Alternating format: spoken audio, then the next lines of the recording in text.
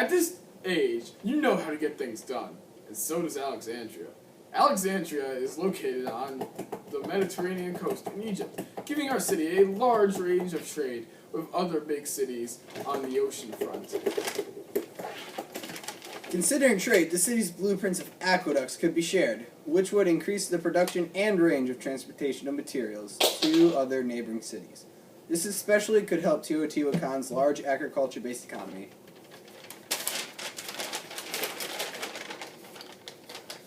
But this wasn't the only technological advance, as we're a city with many arts and sciences.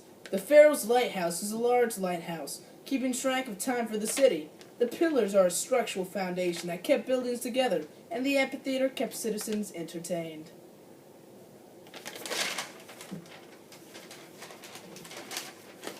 Besides all of our technology advances, we are very open to ethnicities and religion. In fact, when Alexander's army had taken over, there was a mixture of Greek and Egyptian cultures and religions. Many went to numerous temples and monuments, and one of the most religious establishments was the museum/House of Muses. And because of the mixing of people, different ethnicities had even intermarried. So we'd be more than open to the culture of Teotihuacan. Considering the city of Teotihuacan is a city of mass agriculture, you'd be happy with the resources and trade that enrich our economy. We trade a lot of metals and gems, making us a wealthy city. Also, you need these resources to have a more advanced structural foundation and for value.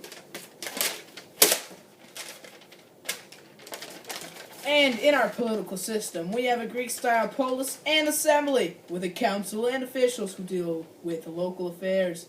Also, our type of government is that of a democracy, so all citizens can choose fairly.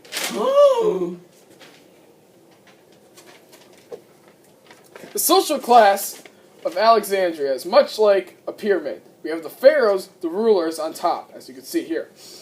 We have government officials, nobles, and priests following him.